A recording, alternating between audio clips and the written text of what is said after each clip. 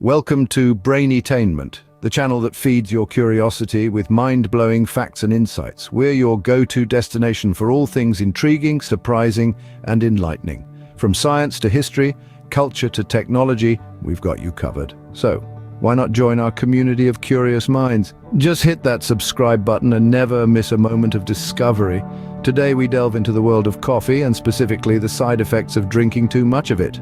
Coffee, the globally beloved beverage, fueling morning routines and study sessions alike. It's more than just a drink, it's a ritual, a pick-me-up, a companion to sweet treats, and for some it's simply lifeblood.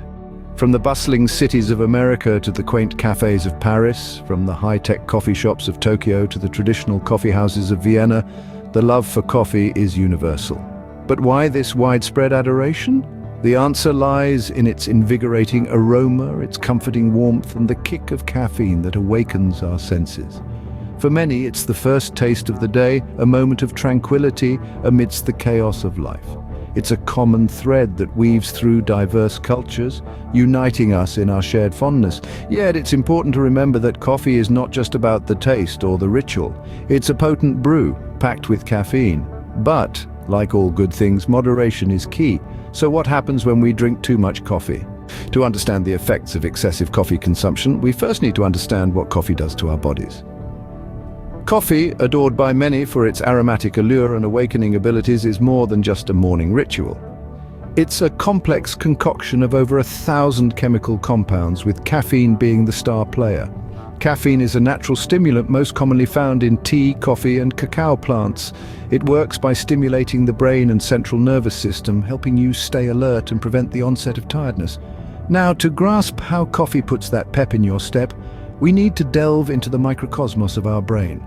Our brain produces a neurotransmitter called adenosine, which promotes sleep and relaxation.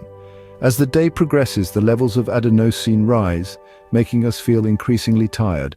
Here's where caffeine comes into play. Structurally, caffeine is similar to adenosine, allowing it to bind to adenosine receptors in the brain. However, unlike adenosine, caffeine doesn't slow down cell activity. It's like putting a block of wood under one of life's pedals. The result, you feel less tired and more alert, but it doesn't stop there. With adenosine out of the picture, other natural stimulants in our body, like dopamine and glutamate, can do their magic unimpeded. This leads to increased neuron firing in your brain, which signals your pituitary gland to produce adrenaline, the fight-or-flight hormone. The result is a surge of energy, heightened focus, and improved mood, the coffee buzz we all know and love. However, it's essential to remember that caffeine doesn't replace sleep, it only masks the fatigue. If you're using coffee as a sleep substitute, you're merely borrowing energy from your future self. Now that we understand the science, let's examine the side effects of drinking too much coffee. Drinking coffee excessively can lead to several side effects, some of which may surprise you. Coffee, adored by many for its taste and its ability to wake us up, can have a dark side when consumed in large quantities. Let's delve into the potential side effects of excessive coffee drinking. First up is insomnia. Coffee includes caffeine, a stimulant that blocks certain neurotransmitters in the brain to keep us alert. However, when consumed in excess, it can disrupt our sleep patterns, leading to insomnia. A study published in the Journal of Clinical Sleep Medicine found that consuming caffeine even 6 hours before bedtime can significantly disrupt sleep. Next, we have digestive problems. Many of us enjoy a cup of coffee in the morning to kickstart our digestive systems. However, when overconsumed, coffee can stimulate gastric acid secretion, leading to heartburn or an upset stomach.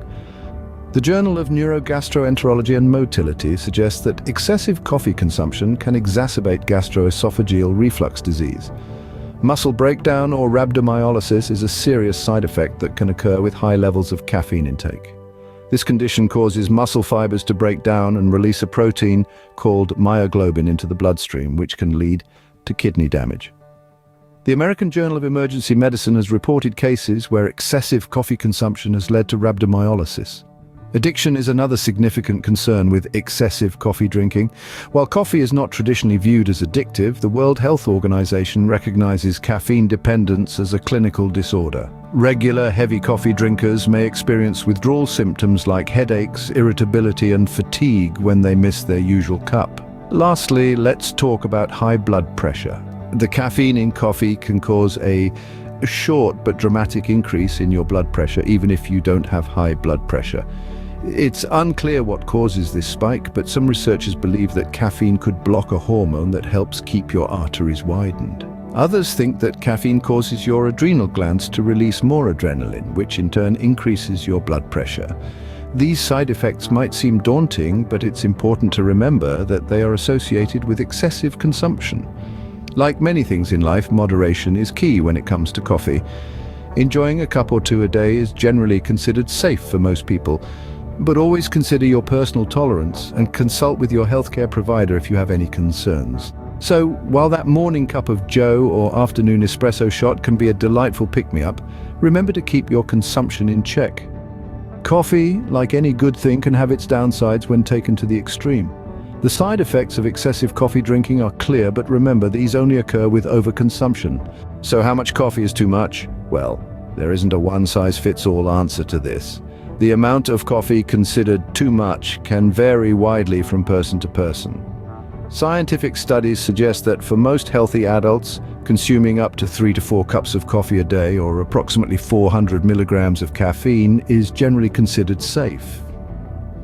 That's about the same amount of caffeine you'd get in 2 energy shot drinks. But remember, this is a broad guideline and not a rule set in stone.